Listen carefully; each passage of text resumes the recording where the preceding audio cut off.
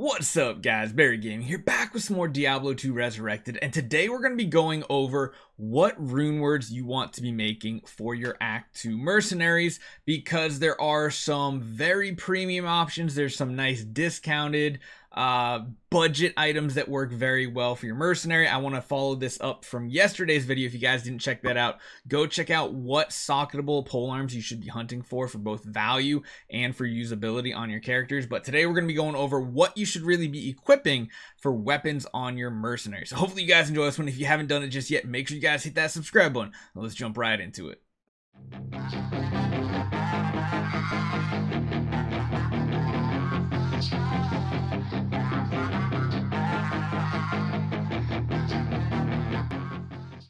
So starting off, we're going to go super premium here. Yes, an infinity in a giant Thresher. It takes 2 bears, a mal, and an ist. It is like the most expensive one you can build, but for a caster, a good majority of casters, this is going to be the most GG item in the game for your mercenary. So the conviction aura is really what this is all about, as well as crushing blow, prevent monster heal, -% of enemy lightning resistance. That's going to be very important if you're an Amazon, a lightning Amazon, or a lightning sorceress. A lightning sorceress just absolutely needs this on a mercenary to really be the most powerful they can be. There are a couple rolls on this item that you do have to worry about.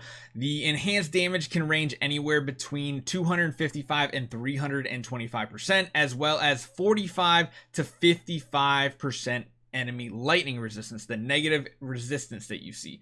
So that is a very important roll. Of course, getting a -55 is by far the most expensive version of this item, but a lot of this also has to do with conviction aura. Now, conviction aura is very important because that will lower enemies' defense and maximum resistances, but maximum resistances are only lowering fire, cold, lightning, those type. It's not going to help with hammers on a Hammerden or anything like that. Magic is completely different. You can't really lower that right there.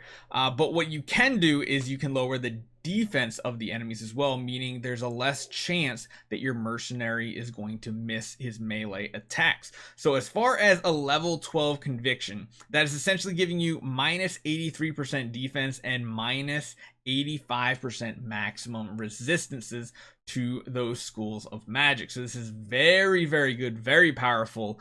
Beyond that, it has magic find just in case your mercenary gets the last hit. It takes your magic find, adds it to that extra 30% on infinity, and you have a higher chance to get stuff. So there is like everything about this screams caster item is very, very good, but make sure you know exactly what characters really benefit from the conviction aura.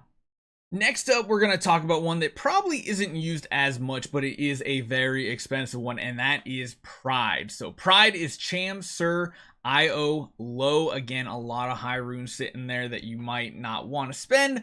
And this is a very niche, really GG item here. So typically you're only going to be using this, in my opinion, on a lot of characters that can really benefit from bonus enhanced damage. The concentration aura is what this item is all about. You'll notice there's no enhanced damage on here. There's no crushing blow. There's none of that. So if you are using this item, you are the one doing the killing. Your mercenary is here to be a stat stick. So by default, you're going to be using a Might Merc from Act 2 Nightmare. That's going to be giving you a bunch of ED. Well, what does this do? Now, this item is very tricky to craft because this concentration aura can roll anywhere between level 16 and 20. I got lucky on mine and rolled a perfect 20 on the first try.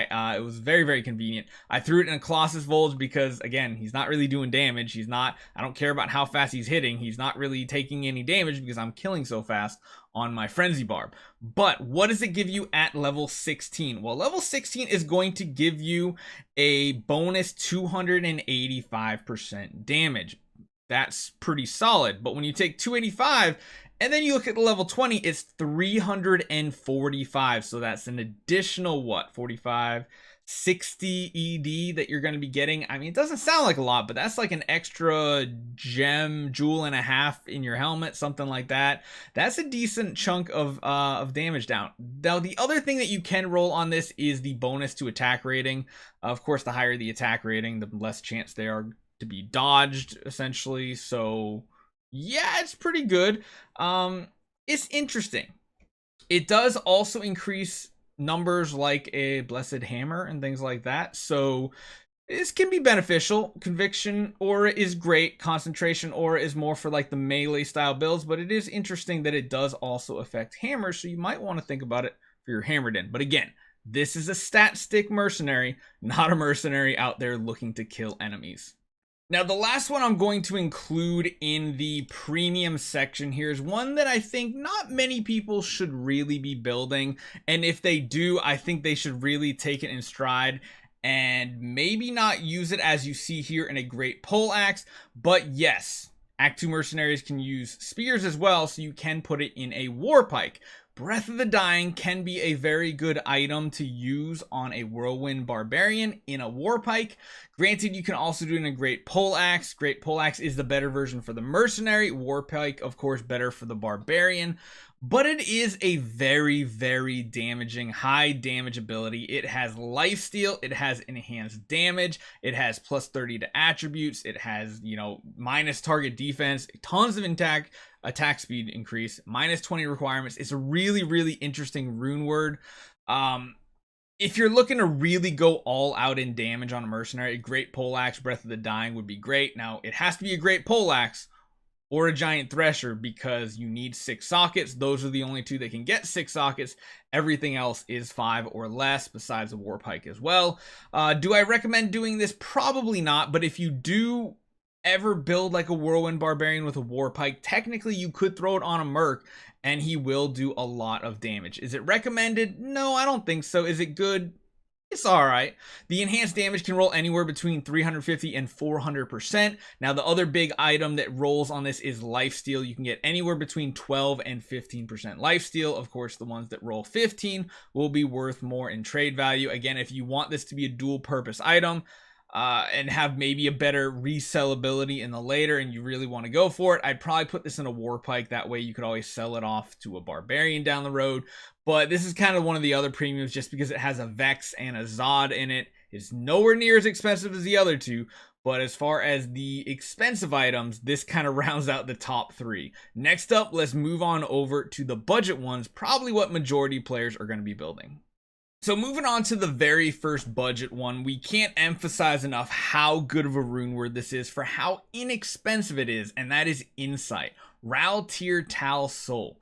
Very, very inexpensive, very easy to find runes, very easy to find base too if you really just want it as a stat stick for your casters out there. The main point of this item here is meditation. The meditation aura on like a Holy Freeze Act II Merc is very, very good for any caster out there. Essentially, this can roll anywhere between level 12 and 17 meditation. At level 12, you're going to be getting 600% mana recovery. At level 17, you're getting 700% mana recovery. So that is very good if you're casting a ton of spells. Chain casting, Insight most definitely is the way to go, especially until you get like that GG gear and then maybe swap over to an Infinity or something like that. But even Insight is going to be great for someone like a Hammerden who's just spamming a Warcry, Singer Barb, something like that. Really interesting. The damage rolls are not that bad on it either, and of course it has a bonus chance to get magic items, which is a nice little bonus as well.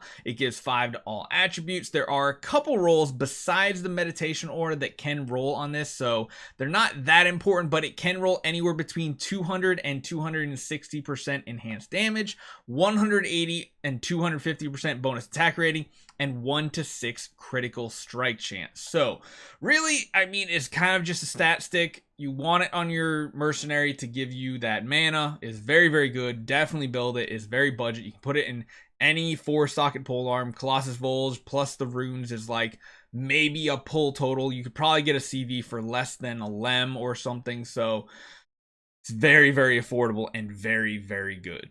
Next up in the budget division, we have Obedience. So Obedience is a very good offensive polearm to have. Putting it in something that's going to do massive damage is very good. A Giant Thresher, while very expensive, is not too bad when you're not spending anything on the runes that you're putting in. Honestly, if it was me, I'd probably throw this into a regular Thresher, which is usually around like a Vex. So Hel, Ko, Thul, Eth, Val, all very easy to find runes, not difficult at all. And there are some really cool things about this. You can get a chance to enchant when you kill an enemy, which is pretty cool. It has faster hit recovery, which I don't think really matters on mercenaries, but again, it's there. Now, the enhanced damage is a static 370%, so you don't have to worry about a damage roll on this. It is always there. It has minus 25% target defense, so you have a better chance to hit the target, and it has some pretty cool things. It does have minus 25 to enemy fire resistance, so if you are, if you're fire sorceress, you could do this. If you're a fire druid, you could use this again because it does have that fire resistance and is very, very cheap to build. But the big thing here is that 40% crushing blow, which is why I say a Thresher is probably one of the best things. You can hit better attack speed breakpoints and you can do more damage, because I feel like obedience is used more often when you are looking to defeat and beat those immune mobs that you can't kill, like a cold source can't kill those cold mobs, so of course you need your Merc to do it for you. It's very good. It gives you strength, it gives you dexterity, it has minus 20 requirements, which makes it much easier to equip on you as well. It does have one big roll though, or rather two big rolls. First one being is plus 200 to 300 defense. It's not huge, but it is a nice bonus to, of course, have a less chance for your mercenary to get hit. And then it rolls anywhere between 20 and 30 all resistance. So if you get a 30 all res, you might be able to trade it for a little bit more. Honestly, I really like this one. It's great damage output, great survivability. The crushing blow is amazing. The chance to enchant is cool. The fire resistance is cool. Everything about it is very great, and it doesn't cost all that much. Now, the last one on this list is going to be another very inexpensive one, but I would highly recommend you only use this in like extreme needs. It's not that great compared to the other ones here, but if you are doing ladder, early ladder, and you just can't find the runes you need, building an honor is not that bad. Not chains of honor, but regular honor in a weapon is great because absolutely none of the rolls are variant. They're just static rolls. You get +1 skills, which of course if you have a might Merc is going to increase the might aura, which is, it's not too bad. It has enhanced damage, while not a ton, is decent. Minimum max damage attack rating. It has Lifesteal, which is huge. Deadly Strike, it gives you 10 strength, which means it's easier to equip armor. And it's just okay overall. Would I use this or say anything special about it? No, but it is another one that only costs an AML tier soul, so very, very acquirable, very low runes, and very, very simple to build. So if you really are struggling and you don't have any sources of income yet in the game, and you just need to throw something on your mercenary, honor will work.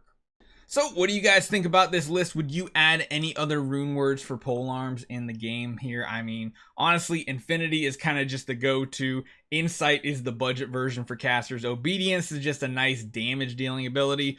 And then most of the other ones on here are more niche setups that probably the majority will never use, except for someone like me who absolutely loves the Pride rune word. It's my favorite one out there, especially on my Frenzy Barb. I can't get enough of it. I love having a might aura and a concentration aura at the same time. So hopefully you guys enjoy this one. Hopefully it helped you guys decide what you want to use on your mercenary. Make sure you guys hit that subscribe button if you have not yet. We are growing and I appreciate all the support. So thanks guys. See you guys next time.